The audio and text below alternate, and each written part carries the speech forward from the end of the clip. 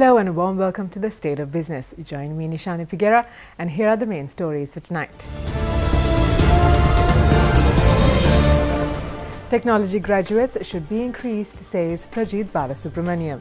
And world's largest book sale in Colombo. Founder of the Lankan Angel Network and Managing Director of BOV Capital, Prajit Balasubramaniam says that there is a lack of funding for technology companies in Sri Lanka due to a lack of awareness regarding the subject.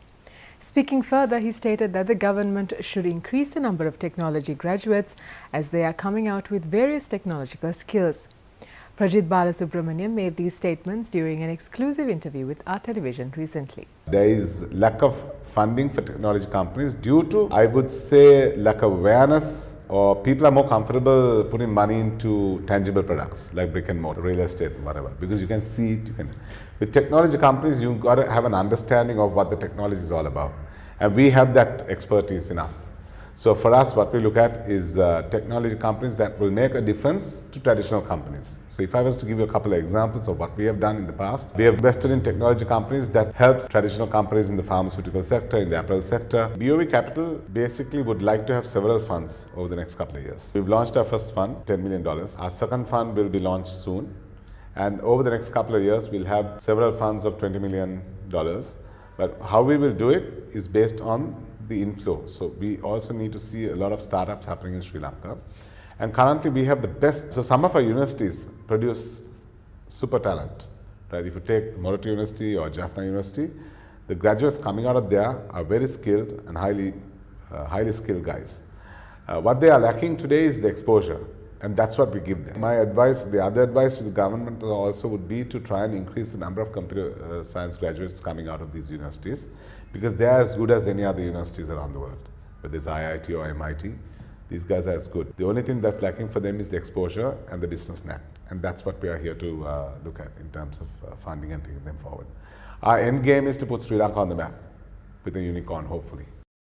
Speaking further, Prajit Balasubramaniam stated that limited liability partnerships should also be initiated in order to set up venture capital funds in which crowdfunding is allowed. So first thing we look at is the entrepreneur who has skin in the game, who's willing to take the risks along with us. And what you must understand is, in this game, only 1 in 10 companies succeed. So there's a high risk. So investors who come in also understand that risk. How the government can help is also understand that risk and create structures in such a way that is conducive for the investors to make money. So when I say that, when the 9 companies close up, investors take that risk in terms of losing the money, for seed money. When one company succeeds, today the way it is set up, it's a private limited company, the way funds are set up. And as a result of that, there could be double taxation on this. What I would suggest is, or what I would recommend for the government to do, is create LLP structures, which is limited liability partnerships, where crowdfunding is allowed. Double taxation is not there. We get some breaks out of taxations. It's more conducive for us to set up venture capital funds. World's biggest book sale, the Big Bad Wolf book sale, began in Colombo yesterday. The book sale was inaugurated by Education Minister Akila Viraj Karyavasam and founder of Big Bad Wolf Books, Andrew Yap. The book sale, which is supported by the Ministry of Education, will be held until the 15th of this month. The aim of this book sale is to make good books available at an affordable price to the general public. The highlight of the Big Bad Wolf book sale is that the sale will be open 24 hours a day, providing book enthusiasts the opportunity to shop non-stop for 11 consecutive days.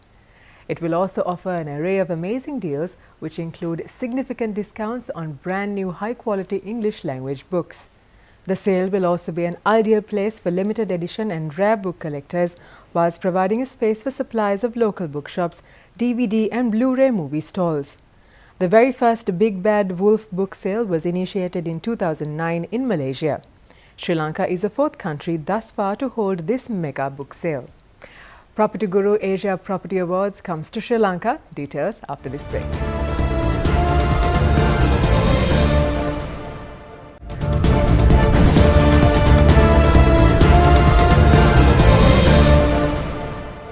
Welcome back. You're watching the State of Business. Property Guru, a regional online property company, recently announced that the inaugural Property Guru Asia Property Awards for the year 2018 will be held in Sri Lanka. The award ceremony is scheduled to take place on the 12th of July next year in Colombo. The Property Guru Asia Property Awards is recognized as the ultimate hallmark of industry excellence in the Asian property sector. Sri Lanka, which currently enjoys growing interest from foreign investors, joined the esteemed Property Guru Asia Property Awards series for the first time in 2017 in Singapore. This newly announced 2018 local edition in Colombo will create opportunity for Sri Lankan developers to participate in the competition that recognizes real estate excellence through a fair, transparent and unbiased award system. The nominations for this year's award ceremony is open from now for eligible entries in the developer, development and design categories and will be open until 11th of May 2018. The selections will be made by an eminent panel of judges chaired by Dr. Nirmal De Silva, co-founder and CEO of Paramount Realty. This year and next year, we're spreading further afield into South Asia, where we've had a very, very welcome response in Sri Lanka, where we've been working this year for the first time. The way the awards are structured is we will have a country-level local awards, which will have its own categories, its own independent panel of judges, its own supervision by BDO on a local level. Then out of those awards, have maybe between 18 and 30 categories in each country, depending on the size of the real estate market.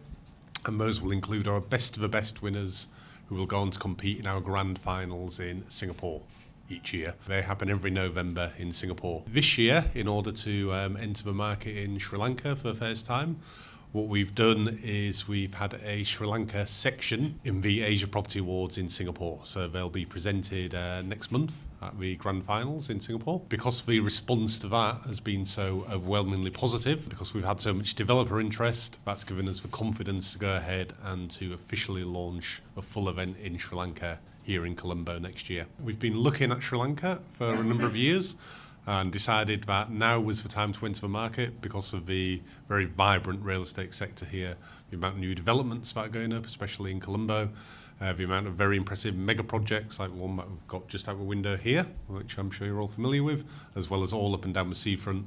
Lots of condos, lots of mixed-use developments, lots of retail, lots of commercial, and lots of great resort developments elsewhere in the country as well. It's clearly a very positive time for the real estate market here. I think there's lots of buyer interest still. It's a good chance to establish the awards here. Most importantly for us, when we're entering a new market, is that we want to set a benchmark for recognising quality real estate.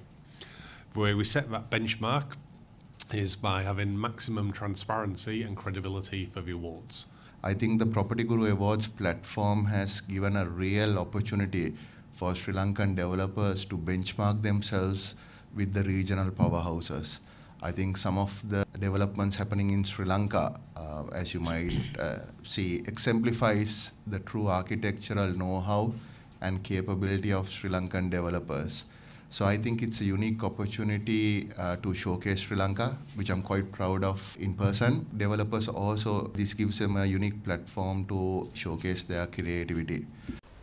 That's all the news we have for you tonight. We'll see you again tomorrow at the same time. Until then, thank you for watching. Have a pleasant evening.